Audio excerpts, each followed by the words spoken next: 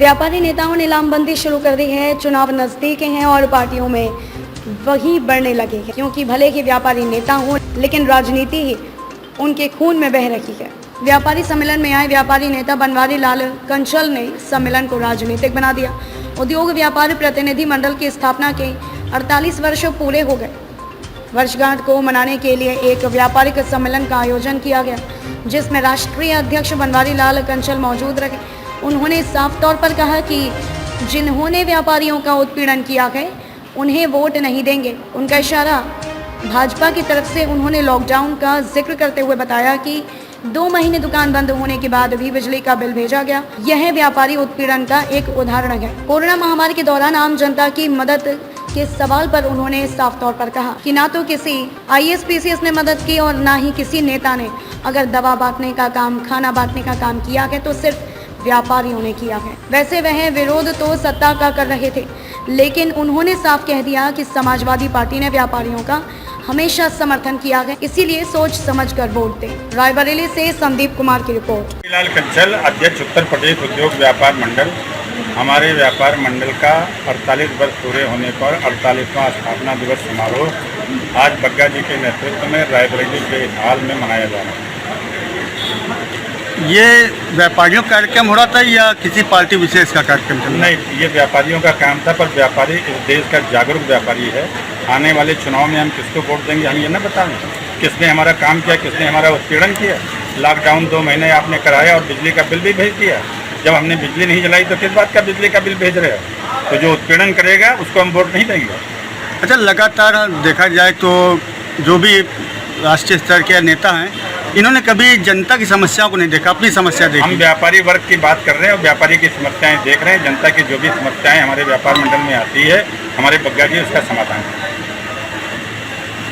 नहीं, आप जनता जैसे जनता व्यापार जनता है तभी व्यापार है। बस जनता की समस्या जैसे कोरोना महामारी में जनता को उधार देते हैं। कोरोना महामारी में हमने दवाइयाँ बांटी हैं। कोरोना महामारी में हमने भोजन बांटने का काम किया है, रायबरेली में भी किया है, हर जिले में किया है। और जितना व्यापारियों ने किया है उतना तो किसी न किसी DM साहब ने भोजन बांटा क्या? SP साहब ने भोजन बांटा? किसी विधायक जी ने भोजन बांटा तो केवल व्यापारी ने बांटा। यही सवाल है कि आप लोग तो कह रहे हैं सरकार क्या कर रही है? सरकार से पूछिए सरकार का काम। हम पार्टी को समर्थन करते हैं आप? हम किसी पार्टी को समर्थन नहीं करते हैं। जो व्यापारी हित का बात करेगा वही देश पे राज करेगा। व्यापारी हित का काम समाजवादी पार्टी ने किया है, इसलिए हम समाजवादी पार्टी की बात कर रहे हैं। अच्छा, इस जनपद में देखा जाए तो तमाम व्यापारी संगठन हैं, कुछ रजिस्टर्ड है, कुछ अनरजिस्टर्ड हैं, और सब व्यापारी हित की बात करते हैं। उनका चंदा वसूला जाता है। कोरोना महामारी में तमाम व्यापारी एक्सपायर हो गए और उनका कोई सहयोग नहीं हुआ। ऐसा है, इस जिले में 14-15 अखबार निकलते हैं। अगर 14-15 अखबार निकल सकते हैं तो अगर 2 व्यापार मंडल भी हैं तो क्या दिक्कत है आपको? क्या दिक्कत है बताइए? और गली गली मोहल्ले मोहल्ले का तो व्यापार मंडल हम लोग खुद ही बनाते हैं। वो सारे व्यापार मंडल हमारे व्यापार मंडल से जुड़े हुए हैं। नहीं, वो तो अलग बताते हैं कि हमारा गुट्ठा हमारा संगठन अलग है। वो 1-2 व्यापार मंडल, हम तो कह तो रहे हैं 2 व्यापार मंडल। तो अगर 14-15 अखबार बिक सकते हैं इस जिले में, निकल सकते हैं रायबरेली नगर में, तो क्या 2 व्यापार मंडल नहीं चल सकते? क्या दिक्कत है आपको 2 व्यापार मंडल से? जब हमें दिक्कत नहीं है तो आपको क्या दिक्कत है? अच्छा, जनपद में आने का कोई और कारण? बस यही कारण है कि 48वें स्थापना दिवस पे हम अपने व्यापारियों को संबोधित करें और उनको बताएं कि क्या क्या मांगे तुम्हारी लंबित है सरकार के सामने, केंद्र सरकार के सामने और प्रदेश सरकार के सामने। हम व्यापारियों के लिए पेंशन 40,000 रुपये लेके रहेंगे, चाहे जितना समय लगे, और स्वास्थ्य बीमा भी 10 लाख का कराते रहेंगे। जनपद के व्यापारियों को समस्याएं आपको बताइए? जनपद के व्यापारियों ने समस्या बताई है। एक तो बांट माप की बताई है, एक बिजली विभाग की बताई है, एक जिला पंचायत की बताई है। तीनों समस्याओं को हमने नोट कर लिया है। हम बाकायदे लेटर बना के इन विभागों में जाएंगे और उनकी समस्या का समाधान करेंगे। अच्छा, इस वक्त बिजली का भी एक मुद्दा बना हुआ। सभी पार्टियां कह रहे हैं 300 यूनिट फ्री करेंगे, कुछ कह रहे हैं पूरा फ्री कर देंगे, कुछ कह रहे हैं हाफ फ्री करेंगे। तो आप किसको समर्थन देंगे?